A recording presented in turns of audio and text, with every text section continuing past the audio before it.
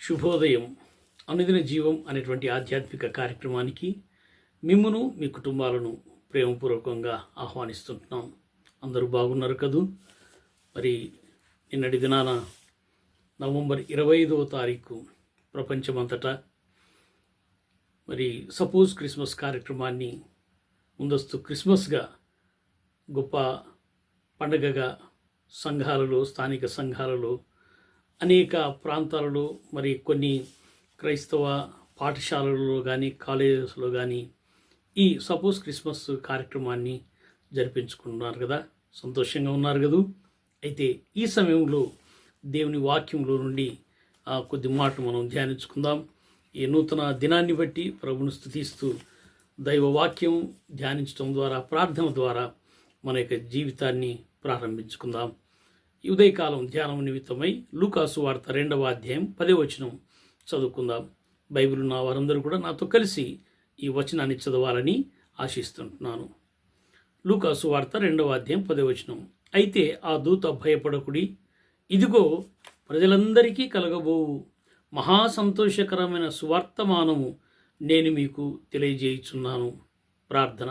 దయగల ప్రభు, కృపల నాయన, మీ వాక్యం ధ్యానిస్తుండగా మీ వాక్కులోని ఆత్మీయ సత్యాలను మాకు బయలుపరిచి మా ఆత్మీయ జీవితాలను ఉజ్జీవింపచేసి మీ కొరకు సాక్షికరంగా నడిపించుమని యేసు పరిశుద్ధ నామమున అడిగి వేడుకుంటున్నాం తండ్రి, ఆమేన్. ప్రియ దేవుని ప్రజలారా, యేసు ప్రభు ఈ లోకములో జన్మించినప్పుడు మొట్టమొదటిగా ఆ దేవదూతలు గొల్లలకు ఈ శుభవార్తను, సువర్తమానమును వారికి అందించారు. గొల్లలు ఆ పొలాలలో గొర్రెలు మేపుకుంటూ ఉన్నప్పుడు రాత్రివేళ దూతలు గొప్ప వెలుగుతో వచ్చినప్పుడు వారు భయపడ్డారు. భయపడ్డప్పుడు మరి చెప్పినటువంటి మాట, మరి ఈ వచనాన్ని మనం గ్రహించగలం. సో ఇక్కడ మనం ఈ క్రిస్మస్ అనగానే ఇంటికి, ఒంటికి, పంటికి మంచి పండగగా మనం చేసుకుంటాం.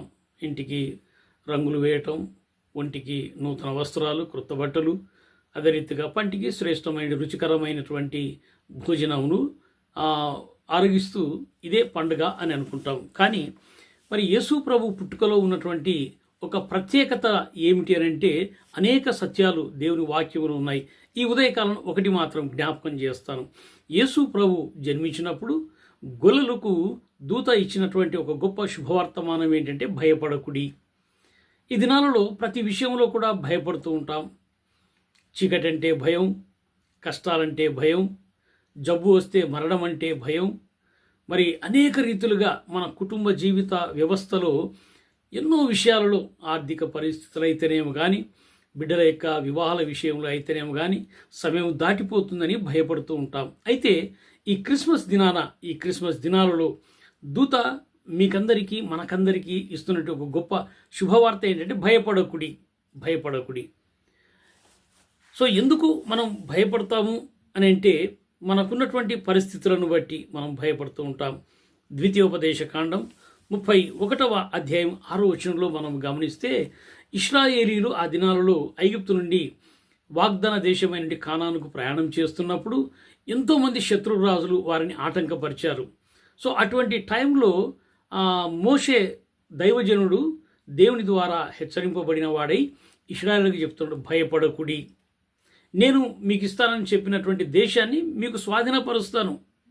నాకు ఇప్పుడు 120 సంవత్సరాలు అయింది, నేను మీతో ఉంటానో లేదో, కానీ దేవుడు మీతో ఉంటాడు అని చెప్తూ ఈ మాటలు తెలియజేస్తున్నాడు. భయపడకుడి, వారిని చూసి దిగులు పడకుడి, నీతో కూడా వచ్చువాడు నీ దేవుడైన యెహోవాయే.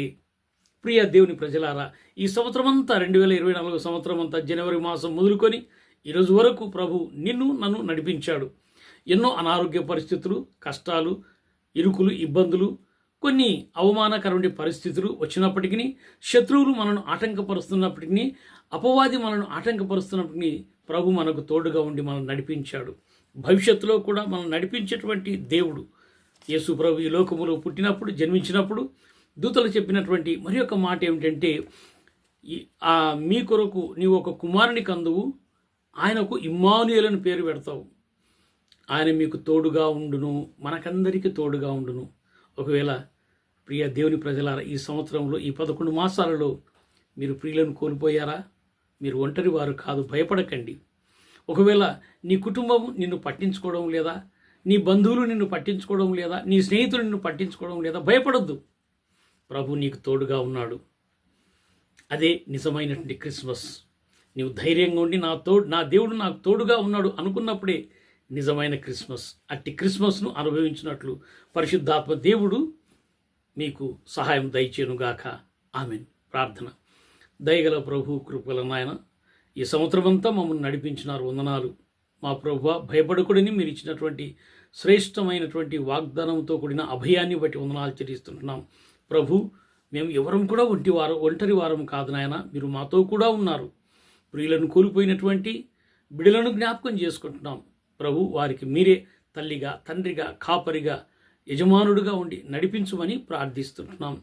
ప్రభు, మరి ఒంటరి వారుగా ఉన్నటువంటి వారు, నా తండ్రి కష్టాలలో, శ్రమలలో మాతో ఎవరు లేరు అనుకున్నటువంటి వారికి నా ప్రభువా మీరు తోడుగా ఉన్నటువంటి ధైర్యంతో విశ్వాసములో ముందుకు కొనసాగునట్లు కృప దయచేయమని, నిజమైనటువంటి క్రిస్మస్, ధైర్యంతో కూడినటువంటి క్రిస్మస్, కరేజియస్ క్రిస్మస్ జరిపించుకుంటూ కృప దయచేయమని యేసు పరిశుద్ధ నామమున అడిగి వేడుకుంటున్నాం తండ్రి. ఆమెన్. దేవుడు మిమ్మును మీ కుటుంబాలను దీవించి ఆశీర్వదించునుగాక. ఆమెన్.